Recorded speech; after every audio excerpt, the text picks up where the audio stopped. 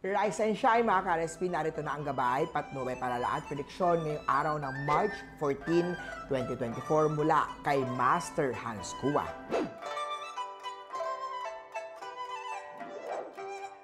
Para sa mga pinanganak ng Year of the Rat, may negative energy siyang dala sa'yo. Iwasan ang negative mindset na dala niya. Iwasan ang pagiging late palagi. Mahalin ang trabaho. Time management ang kailangan. Magsuot ng Love Rose Quartz para ma-enhance ang Love Star. Brown at 6 ang swerte sa Year of the Rat.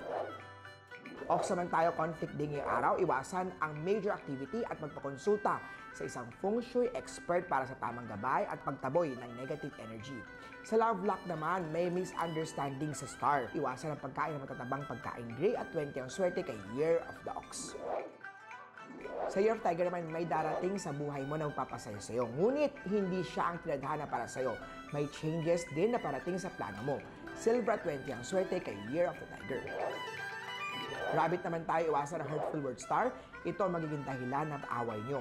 Pagdating naman sa kalusugan, huwag nang palalain ang nararamdaman, magpakonsulta, pumunta agad kay Doc. Blue at 7 ang swerte kay Year of the Rabbit.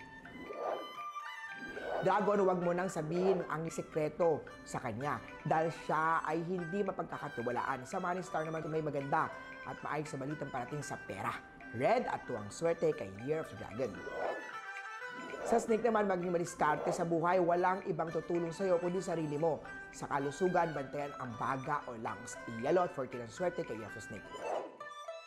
Para mas sa mga pinanganak ng Year of the Horse, magandang balita ang bubungad sa umaga mo. May Money Star, mas maraming opportunity ang darating sa iyo. Huwag ka na mawalan ng pag-asa.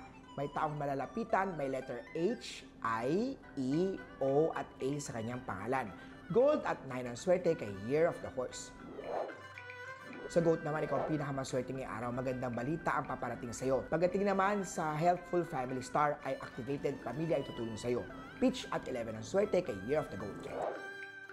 Sa Monkey naman na maging maingat sa bibitawang salita, maaaring hindi mo narinig ang iyong sarili, pero may nasasaktan at natatamaan na posibleng pag-awayan. Purple at 16 ang swerte kay Year of the Monkey. Rooster naman tayo, may good news star, sunod-sunod ang blessing na matatanggap, may taong mawawalay. Ngunit huwag kang mag-alala, magiging masaya siya at ikabubuti niyan. Pink at 16 ang swerte kay Year of the Rooster.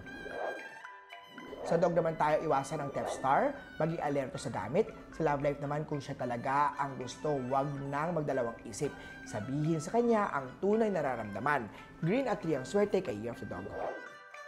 Sa Pig naman sa kalusugan, good health star activated, maging masipag at determinado sa iyong ginagawa. May taong naniniwala sa kakayahan mo, ipagpatuloy lang ang mga tama, sarili mo makakatulong sa iyo.